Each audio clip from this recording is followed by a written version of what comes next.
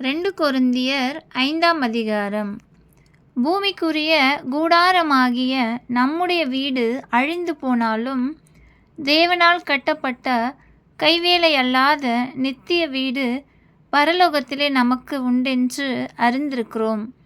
ஏனெனில் இந்த கூடாரத்திலே நாம் தவித்து நம்முடைய பரம வாசஸ்தலத்தை தரித்து கொள்ள மிகவும் வாஞ்சையுள்ளவர்களாயிருக்கிறோம்.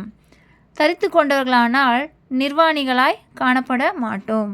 இந்த கூடாரத்தில் இருக்கிற நாம் பாரம் சுமந்து தவிக்கிறோம். இந்த போர்வையை களைந்து போட வேண்டுமென்று விரும்பாமல் மரணமானது ஜீவனாலே விழுங்கப்படுவதற்காக போர்வை தரித்தவர்களாய் இருக்க வேண்டுமென்று விரும்புகிறோம். இதற்கு நம்மை ஆயத்தப்படுத்துகிறவர் தேவனே. ஆவி என்னும் அச்சாரத்தை நமக்கு தந்தவரும் அவரே. நாம் தரிசித்து நடவாமல் விசுவாசித்து நடக்கிறோம். இந்த தேகத்தில் குடியிருக்கையில் கர்த்தரிடத்தில் குடியிராதவர்களாய் இருக்கிறோம் என்று அறிந்தும் எப்பொழுதும் தைரியமாயிருக்கிறோம்.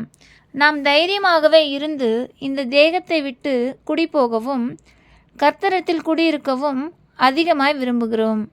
அதிநிமித்தமே நாம் சரீரத்தில் குடியிருந்தாலும் குடியிராமற் போனாலும் அவருக்கு பிரியவனர்களாய் இருக்க நாடுகிறோம்.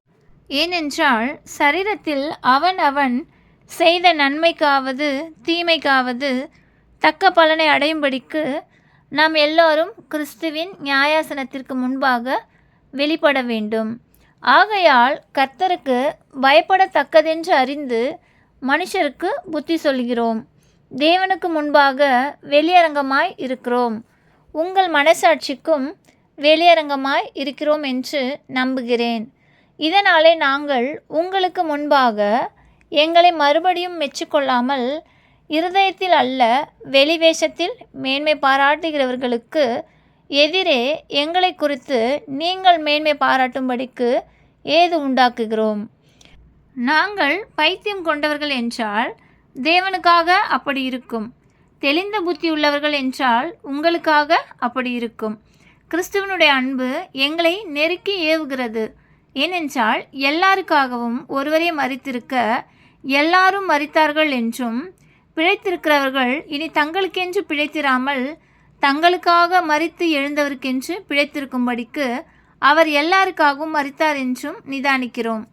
ஆகையால் இது முதற்கொண்டு நாங்கள் ஒருவனையும் மாம்சத்தின்படி அறியோம்.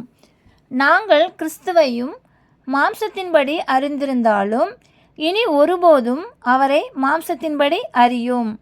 இப்படி இருக்க ஒருவன் கிறிஸ்துவுக்குள் இருந்தால் புது சிருஷ்டியாயிருக்கிறான்.